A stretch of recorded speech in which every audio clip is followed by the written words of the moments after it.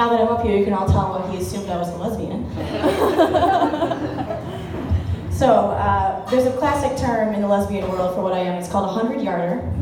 From a football field away, you can tell exactly what I am. Maybe it's the hair that gives it away, the full sleeve, or the fancy little gentleman stature that I have right in front of you now.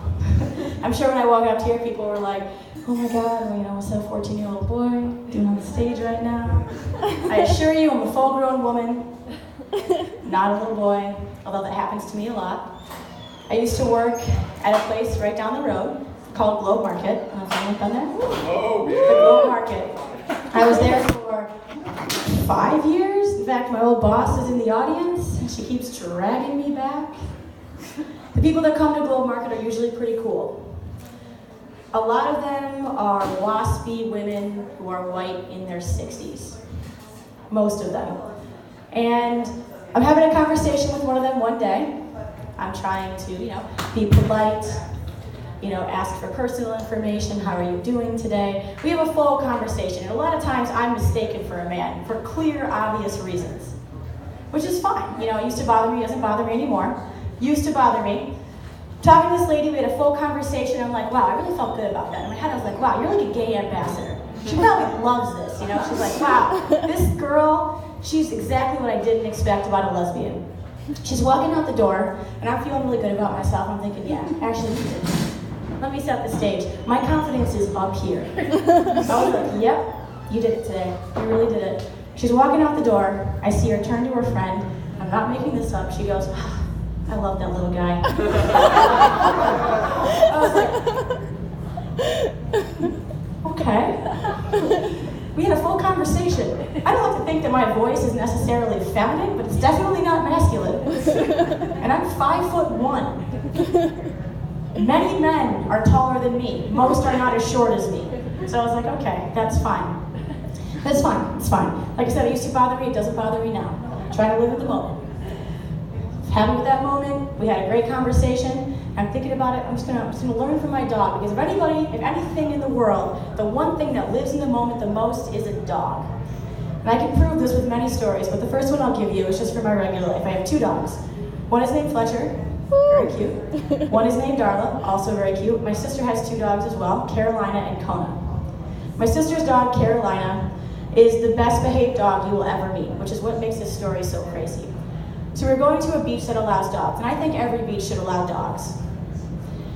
This one did, thank God. We're there, we're having a great time. We're all drinking, we have the dogs in the water. Let me just set the scene for you. The water is so warm, it's so sunny, everyone's having a great time. And then I'm panning the scene, and I look over, I found my dog, great. That one's still, in range of sight. This dog is still in range of sight. And I look over at Carolina and make direct eye contact, and she looks at me, she squats, and she shits directly in the water. I made eye contact with her, and she looked at me and dropped a log in the water this long. And I was like, okay, we're all downstream of that. Water's gently wafting toward me. Pretty sure the turd's coming our way. But that's how you know a dog is living in the moment. They're like, well, I gotta poop right now. Right now is good. Gonna go right now. And as it's kind of wafting toward me, I'm thinking to myself, all right, I gotta figure out how to evade this. So I'm like, okay, just so you guys know, Carolina has pooped in the water. If you guys wouldn't mind just backing up a couple feet, I'll take care of the rest. I'm like thinking, there's a couple, at this point I had like a whole mason jar full of gin. So I was feeling very ballsy at the time. And I'm noticing it floating by, so there's a couple nuggets flying through. And over, what I didn't notice was there was a woman looking for her children, kind of off to the side. I wish I had looked, because my drunk game plan was I'm going to use my hand as a whisk, and I'm going to sift through the water quickly, so I don't have to touch it. I'm just going to quickly sift through and I'm going to chuck the turd far, far from me. And just to give you some perspective, turd is here, I am here, woman looking for her children over here. So I come at it left-handed, and I'm like, great guys, I got this, no problem. I see it floating through the water, I have my good low base, I'm ready to go. I whisk through, and I just, right in her direction. And as I do it, I look at her and she looks at me, and we both know what happened. Because I'm pretty sure she saw the dog do what I saw the dog do. And I think to myself, gotta make this work, gotta cover my tracks. And I was like, don't worry, it wasn't poop. And she goes, what? I was like, it was just water. It wasn't poop. It wasn't water. It wasn't poop. I swear to God, it was just water. And I looked back at my sister, equally as loud, because once again I'm drunk. I said, it was totally poop. It was totally poop. I just flung poop right at her.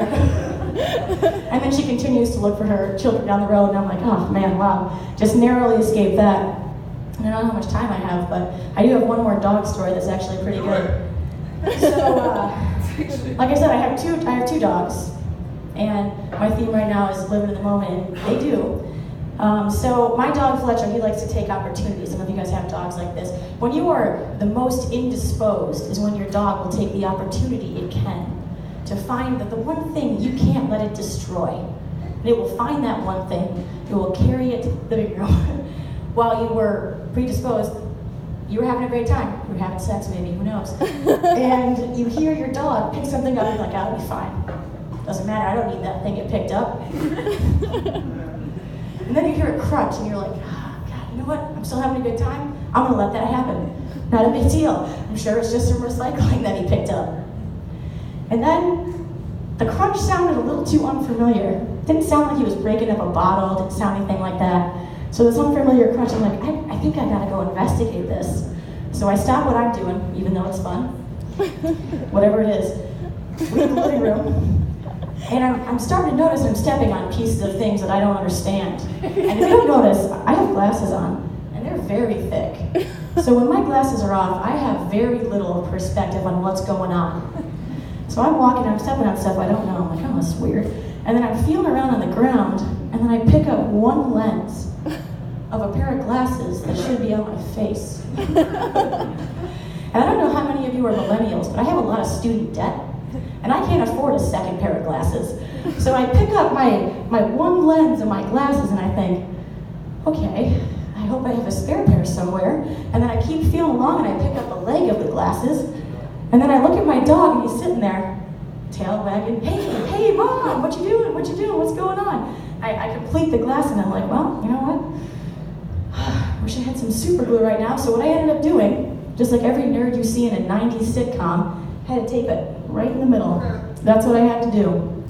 And because dogs live in the moment, they are opportunists. They put me in that position. Thank you very much.